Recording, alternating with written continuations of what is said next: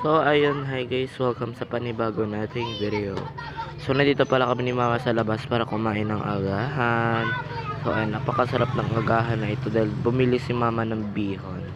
At meron ding kahalong kape.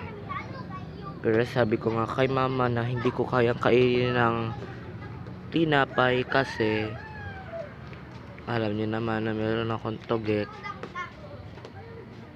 So lumabas na ako dito.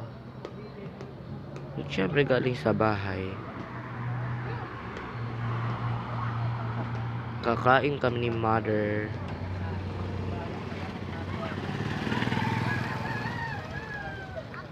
So ayun, wala pala ako ibang maisip na salita. Kaya yung iba sa video, cut ang voice ko doon.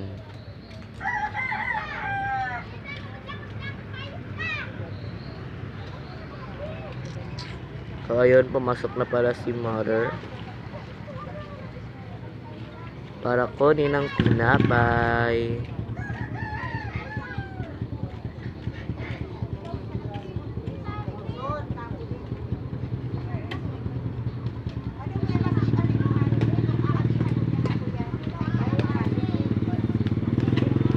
So guys, please pasabot ng ating vlog.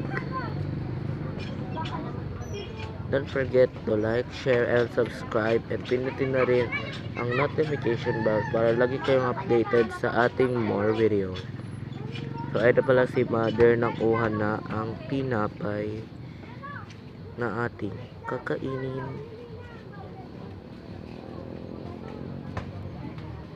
So ay nandito na pala ako sa kusina.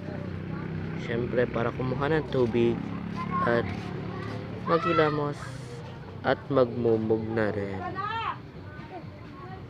Kasi hindi mo na tayo makaka-toothbrush kasi ang sakit ng togek.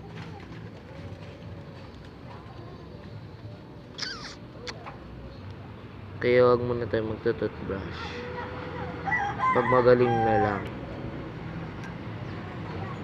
So ayun, nandito na ako sa CR at magmumumog na ako at maghihilamos. So guys, lagi sinasabi natin, don't forget to like, share, and subscribe, and pindutin nyo na rin ang notification bell para lagi kayong updated sa ating more video. So ayun, maghihilamos na pala ako.